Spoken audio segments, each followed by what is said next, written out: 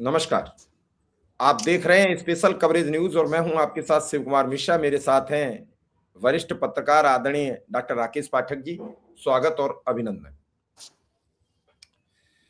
Iran और America युद्ध की अब बंदी की फिलहाल संभावनाएं नजर नहीं आ रही कि युद्ध बंद हो जाएगा, युद्ध समाप्त हो जाएगा। हाँ, इतना जरूर है, सरेंडर नहीं होगा जो अब तक के हैं। बाकी क्या होगा ये किसी को पता नहीं होता है। लड़ाई और युद्ध में ये भूमिका नहीं पता होती है कब क्या हो जाए। लेकिन क्या ट्रंप लगातार दबाव बनाकर, लगातार ईरान की माफी को अपने दबाव में माफी मानकर, ये प्रचार करके ईरान को कमजोर करने का जो प्रयास कर रहे हैं, क्या वो अपनी चाल में कामयाब होंगे? या फिर ईरान पूरी तरीके से अब ट्रंप का गुरूर तोड़ चुकी है, अहंकार तोड़ चुकी है, जो अब तक उन्हें किसी देश ने ऐसा सबक नहीं सिखाया था।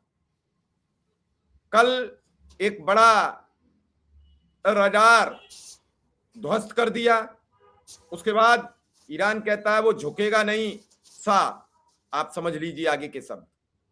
अब कौन किससे झुकेगा, किसका नुकसान होगा, किसका फायदा होगा, ये तो अभी सब अंधकार में है।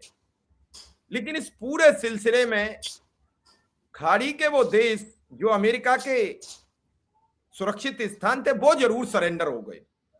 वो जरूर कहने लगे माई बाप मेरी क्या गलती है। तो ईरान ने कहा कि अगर आपकी सरजमी से हम पर कोई हमला नहीं होगा तब तक हम आप पर अब हमला नहीं करेंगे। और इसके बाद एक लंबी पोस्ट सोशल ट्रुथ पर ट्रंप ने लिख दी। वहीं से उनका बयान शुरू होता है।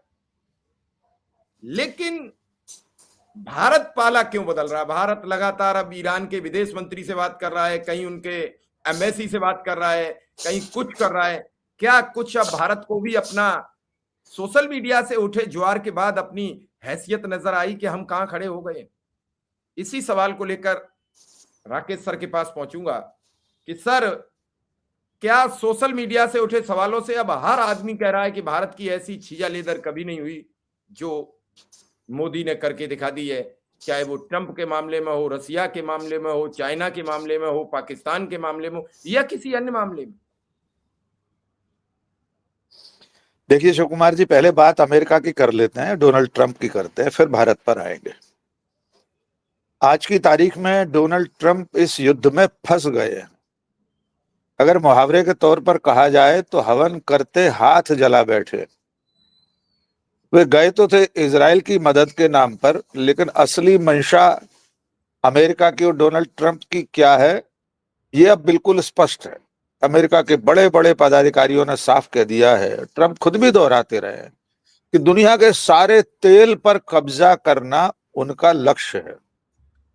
उनका टारगेट है कि दुनिया में जितना प्राकृतिक संसाधन है, तेल है, प्राकृतिक गैस है, बाकी दुनिया के तमाम देशों में जो दूसरे खनिज हैं, उन सब पर कब्जा करना अमेरिका की नीयत है। लेकिन ईरान के साथ लड़ाई शुरू करते समय जो भी अंदाजा डोनाल्ड ट्रंप ने लगाया होगा, जो अनुमान लगाए होंगे, रणनीति सोची होगी, वो सारी की सारी फेल होती दिखाई दे रही है। एक तो ट्रंप ने सोचा होगा कि ईरान के सुप्रीम लीडर अली खamenei की मौत के बाद ईरान घुटनों पर आ जाएगा। वैसा नहीं हुआ। दूसरा, उन्होंने सोचा होगा कि ईरान के भीतर से ही कोई विद्रोह वहां के जो वहां के निजाम में जो लोग बैठे हुए हैं उनके खिलाफ खड़ा हो जाएगा। वैसा भी नहीं हुआ। इसके उलट ईरान में तो दिन रात लोग सड़कों पर उतरे हुए हैं, ऊपर से मिसाइलें बरस रही हैं, ड्रोन उड़ रहे हैं, लेकिन जनता सड़कों पर है और कह रही है बदला लिया जाए। अली खamenei की मौत के बाद जिन लोगों को कमान सौंपी गई है, वे कह रहे हैं हम खून की आखिरी बूंद तक लड़ाई लड़ेंगे, बदला लेंगे। अब ट्रंप के पास रास्ते 2 या 3 बचे हैं। पहला रास्ता तो यह है कि किसी भी तरह से ईरान से कोई समझौता जैसा हो जाए, जैसे उन्होंने अपने सोशल ट्रुथ पे लिखा है आखिरी लाइन में, अनकंडीशनल सरेंडर, बिना शर्त ईरान हथियार डाल दे। वैसा होने वाला नहीं है, लगातार बयान आ गए। दूसरा रास्ता है कि डोनाल्ड ट्रंप किसी भी तरह का परमाणु हमला कर दें ईरान पर। वैसा करना इसलिए मुमकिन नहीं है कि एटम बम पटकने का मतलब है उसका नुकसान, उसका असर इजराइल तक पहुंचेगा और पूरी दुनिया एकदम खिलाफ हो जाएगी। वो भी नहीं कर सकते।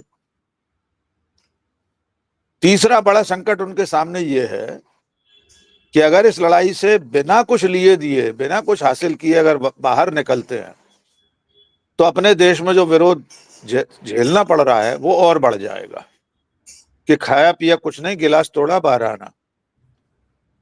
तो अब शांतिपूर्ण कोई रास्ता, पतली गली देख रहे हैं वे कि किसी भी तरह से कोई बातचीत हो जाए, किसी के जरिए युद्ध विराम हो जाए, सीज फायर अब ईरान स्वीकार कर ले। ईरान ने कह दिया हम सीज फायर नहीं करेंगे। इसलिए अब अमेरिका ने हमले तेज कर दिए। बीती रात या अभी से कुछ घंटे पहले तक बहुत बड़े हमले हुए हैं। तेहरान में एक बड़ी तेल डिपो पर मिसाइल हमला हुआ है, भयंकर आग लगी हुई है। अब इस लड़ाई का एक और मोर्चा है, हम उसके बाद नरेंद्र मोदी और भारत पर आएंगे। वो मोर्चा है खाड़ी देशों का, जहां पर अमेरिका के बेस हैं, फौजी अड्डे हैं। आप सब जानते हैं कि उनके पास अपनी कोई सेनाएं नहीं है। उनके पास तो अपनी हिफाजत करने के लिए एक तरह से कहा जाए कि गार्ड भी नहीं है, अपने देश के लिए चौकीदार भी नहीं है। इसलिए इन सारे खाड़ी देशों ने, जो अमेरिका के बगल बच्चा है, पिट्ठू हैं, अमेरिका को अपने यहां बसा रखा है। उनकी जमीन पर नौसैनिक अड्डे हैं, थल सेना के अड्डे हैं, वायु सैनिक अड्डे। ईरान ने उन पर हमले किए हैं और जिस माफी की बात अमेरिका कर रहा था वो साफ साफ इस नजरिए से थी कि हमने अपने पड़ोसी अरब देशों पे जो हमले किए हैं उनमें अगर उन्हें थोड़ा बहुत नुकसान हुआ है तो उसके लिए माफी, लेकिन आपने अपनी जमीन को अमेरिका के लिए इस्तेमाल क्यों होने दिया, वहां पर फौजी अड्डे क्यों बने हुए हैं, इसलिए उन पर हमले किए गए। तो ये लड़ाई अभी पेचीदा होती जा रही है। आपने कहा कि डोनाल्ड ट्रंप को इससे पहले ऐसे हालात का सामना नहीं करना पड़ा। ट्रंप को नहीं करना पड़ा है, लेकिन अमेरिका को तो करना पड़ा है। वियतनाम से बोरिया बिस्तर बांधकर वापस लौटना पड़ा, अफगानिस्तान से भागकर आना पड़ा। यही अमेरिका है। इसी ईरान में 1979 में 66 अमरीकियों को बंधक बना लिया था दूतावास में। इतिहास का सबसे बड़ा बंधक संकट 444 दिन, एक साल से कितने ज्यादा दिन हो गए, जोड़ लीजिए, 1.5 वर्ष हो जाएगी। 444 दिन तक जिमी कार्टर राष्ट्रपति थे। इसी ईरान में, तेहरान में बंधक बना लिए गए थे। और जिमी कार्टर ने एक बार अपना वो दस्ता भेजा हेलीकॉप्टर से कि एक ऑपरेशन चलाया जाएगा, वहां से हेलीकॉप्टर से लोग उतरेंगे अमेरिका के कमांडो और अमरीकियों को वापस बुला लाएंगे। वहां के रेगिस्तान के आंधी तूफान में फंस गए। अमरीकी जो ऑपरेशन चलाने गए थे वहीं मर गए हेलीकॉप्टर क्रैश होने से। भयंकर थू थू हुई थी अमेरिका की।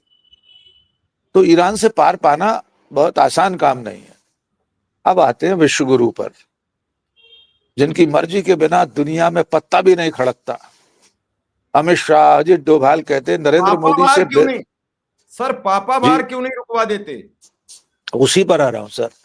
वो पोपो जिनसे पूछे बिना दुनिया में कोई बड़ा काम नहीं होता, और ये दावा खुद अमित शाह जैसे लोगों का है, सरकार के भोंपुओं का है, उनके समर्थकों का है कि नरेंद्र मोदी दुनिया के सबसे लोकप्रिय प्रधानमंत्री है। 28 देशों के नागरिक, सर्वोच्च नागरिक सम्मान मिल चुके हैं। वॉर रुकवा देते हैं एक टेलीफोन पर, यूक्रेन और रूस का। उनकी बोलती बंद है, उनकी जुबान नहीं खुल रही है इस युद्ध को लेकर। वे हमलावर देश से बात कर रहे हैं, हमलावरों के संगी साथियों से बात कर रहे हैं। ईरान से बात करने की जहमत तो अब उठाई है विदेश मंत्री ने। जिस पर हमला हुआ है पहले उससे बात की जाती है। अंतरराष्ट्रीय राजनीति यही कहता है, डिप्लोमेसी की पहली शर्त है, और वो भी भारत जैसे गुटनिरपेक्ष देश के लिए। वे क्यों नहीं कर पा रहे हैं, ये रहस्य भी अब कोई रहस्य नहीं है। 6 दिन बाद ईरान के दूतावास में विदेश सचिव शोक पुस्तिका में ज्ञान बांटने गए, शोक संदेश लिखने गए। विदेश मंत्री ने 7 दिन बाद बात की ईरान के विदेश मंत्री से। प्रधानमंत्री के ट्विटर पर कुछ भी नहीं है तब से आज तक, जब से लड़ाई शुरू हुई है। अब तो 10-12 दिन होने वाले हैं। एक मार्च को शायद या 28 फरवरी को अली खमनेई की हत्या हुई थी। कुछ नहीं कह रहे हमारे प्रधानमंत्री, जैसे दुनिया में कुछ हो ही नहीं रहा।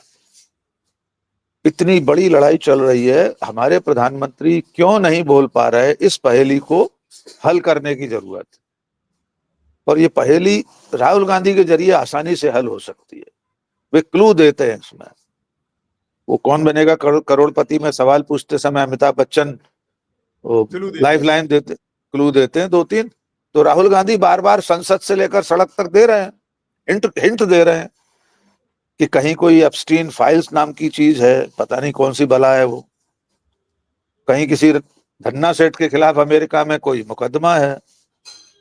तो क्या एक व्यक्ति, उसकी मजबूरियां, उसकी व्यवस्था, उसका कंप्रोमाइज हो जाना देश की कीमत पर होगा? देश उसकी कीमत अदा करेगा? आज हम कहीं नहीं है, दुनिया में हमारी कोई पूछ परख नहीं हो रही है। पंडित जवाहरलाल नेहरू के समय देश नया नया आजाद हुआ था, तब भी उनकी ऐसी तूती बोलती थी कि उस वक्त की बड़ी बड़ी लड़ाइयों में गुटनिरपेक्ष आंदोलन और पंडित जवाहरलाल नेहरू की राय न केवल अहमियत रखती थी, वे बल्कि वे कई बार बड़ी बड़ी लड़ाइयों में मध्यस्थता करने, बातचीत करने के लिए भी पहल करते थे। इंदिरा गांधी के जमाने तक तो इस देश का क्या इकबाल था, उसे बार बार दोहराने की जरूरत नहीं है।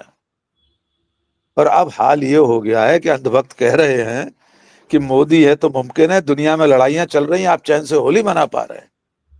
मानो पिछले 75 साल से दुनिया में जब जब लड़ाइयां चलती थी, होली नहीं मनाते थे हम लोग।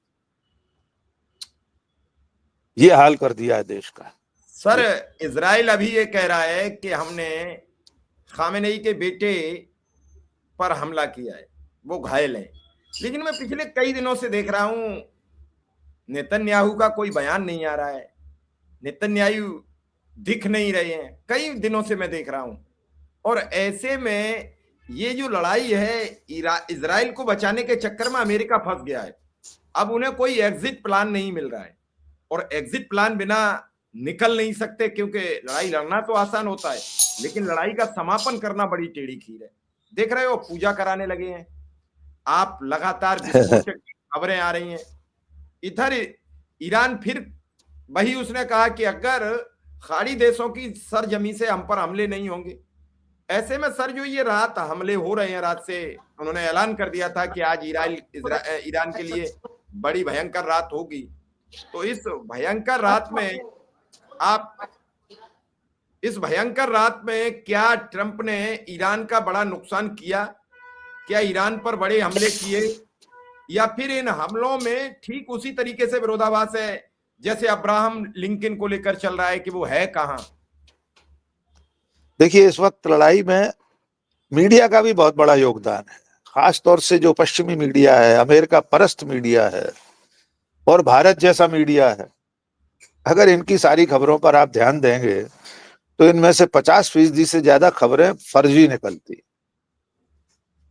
पिछली बीती हुई रात, आज का सवेरा, इस पर बात करें इससे पहले एक खबर बता देते हैं जिससे आप समझ जाएंगे किस तरह से फर्जी खबरें चलती हैं।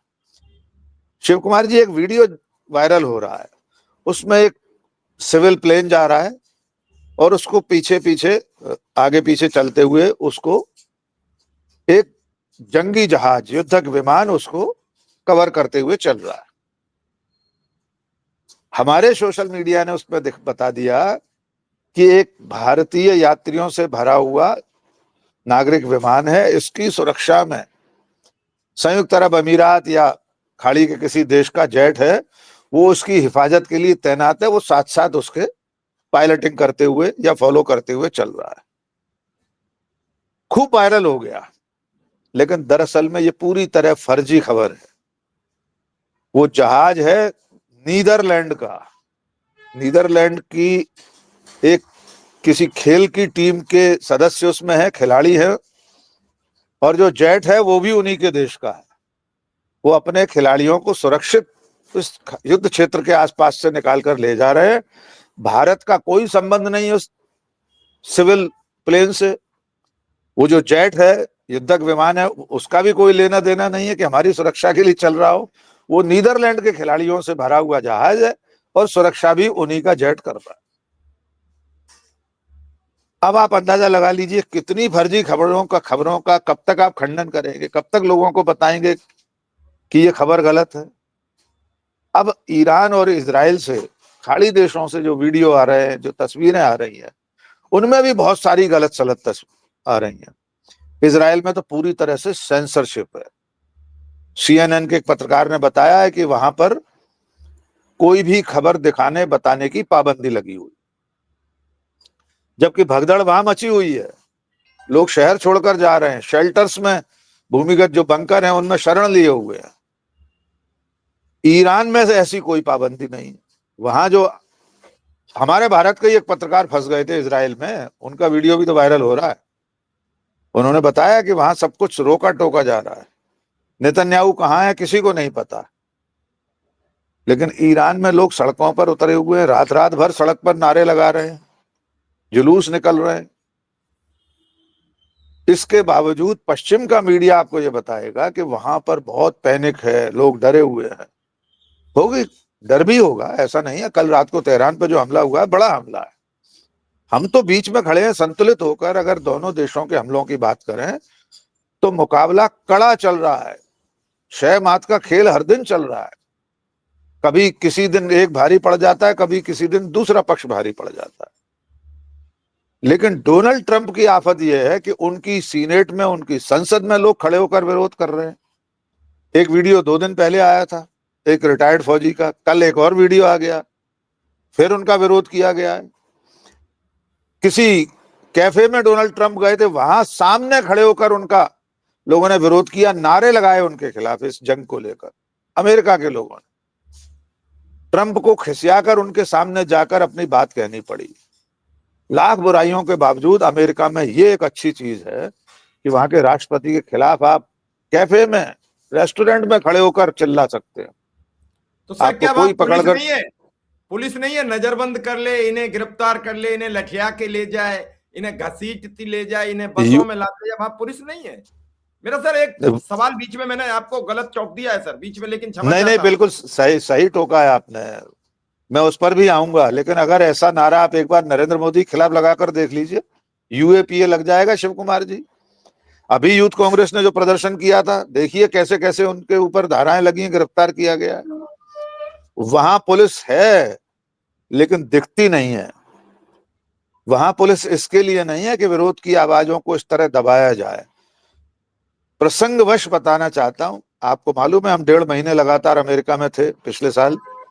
जी, व्हाइट हाउस के सामने खड़े होकर लोग रोज डोनाल्ड ट्रंप को गाली देते हैं, अमेरिका की सरकार का विरोध करते हैं। वहां तो अमेरिका के झंडे को जलाने की इजाजत है, कोई कुछ नहीं कहता। पूरे अमेरिका में 1.5 महीने में हमको 4-5 पुलिसकर्मी दिखाई दिए होंगे वर्दीधारी, व्हाइट हाउस के सामने साइकिल पर सवार होकर 2 वर्दीधारी गश्त कर रहे थे बस, जिस दिन हम वहां थे। लेकिन सब कुछ CCTV कैमरे की नजर में होता है। रिस्पॉन्स टाइम वहां पर समझ लीजिए 0 ही है, 5 मिनट के अंदर पुलिस कहीं से भी पहुंच सकती है। लेकिन पुलिस इसके लिए नहीं है कि लोकतांत्रिक तरीके से अगर कोई विरोध कर रहा है, आवाज उठा रहा है, अपनी असहमति दर्ज करा रहा है, पार्लियामेंट में हुआ, पकड़कर उन्हें ले गए, वो अलग बात है। लेकिन वो चूंकि संसद भवन के भीतर था, लेकिन आमतौर पर वहां ऐसा नहीं होता। बाकी पुलिस इस वक्त जो अप्रवासियों के साथ कर रही है वो तो जुल्म की इंतहा है, गोली मार दे रही है। पुलिस सब जगह, पुलिस भी वहां बहुत जुल्म करती है। लेकिन इस तरह की राष्ट्रीय नीतियों पर जब युद्ध चल रहा है, तब भी अमेरिका में विरोध करने वाले हैं। बहुत बड़ी आबादी इस युद्ध के खिलाफ है अमेरिका की।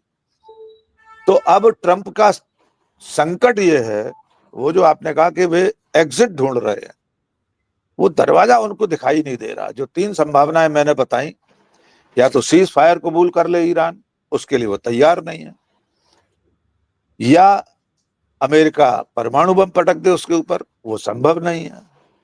ईरान हार मान ले, वो भी मुमकिन नहीं दिखाई दे रहा। तो अब निकलें कैसे, क्या कहकर वापस निकलें? अंतिम बात, अमेरिका के सैनिकों के ताबूत लौटना शुरू हो गए। शुरू में 4 आए थे, फिर उसके बाद 8 और आए हैं। कल बीती रात और ताबूत उतरते देखे गए हैं। अमेरिका इसको बर्दाश्त नहीं करता। अमेरिका का सामान्य जनमानस है, वो अपने बेटों को दूसरों के लिए मरते हुए नहीं देखना चाहता है। अफगानिस्तान में भी यही हुआ था, वियतनाम में भी यही हुआ था। अभी तो जैसे जैसे ये संख्या बढ़ेगी, अमेरिका में सड़कों पर विरोध बढ़ जाएगा। तो मुझे ऐसा लगता है कि डोनाल्ड ट्रंप बहुत बुरी तरह फंस गए हैं और इस बौखलाहट में वे किसी भी स्तर तक जा सकते हैं। बहुत बड़ा हमला भी कर सकते हैं। परमाणु हमला नहीं होगा ऐसा मेरा यकीन है, वो शायद कभी नहीं होगा। अब इस दुनिया में अब कोई बहुत ही बड़ा पागल आ जाए तब एटम बम किसी पर पटका जाएगा, वरना नहीं। उतने बड़े पागल हैं डोनाल्ड ट्रंप, लेकिन संभावना नहीं है। जी सर, बस एक छोटा सा सवाल अंतिम है कि भारत पर इस लड़ाई का असर क्या है? देखिए, भारत पर लड़ाई का असर अंतर्राष्ट्रीय राजनय में, वैश्विक बिरादरी में पहला असर तो ये दिख गया कि हम कहीं नहीं है, हमारी कोई पूछ परख नहीं है। हम तो विश्व नेता थे, दुनिया की सबसे बड़ी आबादी है, दुनिया की तीसरी सबसे बड़ी सैन्य शक्ति है, विश्व गुरु है, हमारा प्रधानमंत्री अवतार है। तो एक तो हमारी साख पर बट्टा लग गया है, हमारा इकबाल खत्म हो गया। क्योंकि लड़ाई के दौरान जिस तरह अमेरिका ने हमारे साथ सलूक किया है, रूस से तेल न खरीदने की पाबंदी लगाई, इजाजत मांगनी पड़ी हमें, फिर इजाजत दी अमेरिका ने। इसके चलते जो भारत पर असर होने वाला है वो तो ऐसा असर है जो सामान्य लोगों को नहीं दिखता कि ठीक है दुनिया में क्या हो रहा है, भारत को कोई नहीं पूछ रहा, कोई क्या फर्क पड़ता है। लेकिन हमारी जो क्षेत्रीय संप्रभुता थी वो भी खत्म हो गई। अमेरिका ने हमारे मुहाने पर ईरान का जहाज डुबो दिया, हम कुछ नहीं कह पाए। हमारे प्रधानमंत्री ने अब तक उस निहत्थे जहाज को गिराए जाने, डुबोए जाने पर एक शोक संदेश जारी नहीं किया। वो तो ड्रिल वाले फौजी थे, वो लड़ाई वाले फौजी नहीं थे उस जहाज पर, सेरिमोनियल थे, प्रदर्शन वाले थे। कम से कम उनकी मौत पर ही शोक जता देते। तो एक तो हमारी क्षेत्रीय संप्रभुता खत्म हो गई, अंतरराष्ट्रीय इकबाल खत्म हो गया। लेकिन जो असली असर है जिसकी आपको और हमें चिंता करनी पड़ेगी वो घरेलू मोर्चे पर है।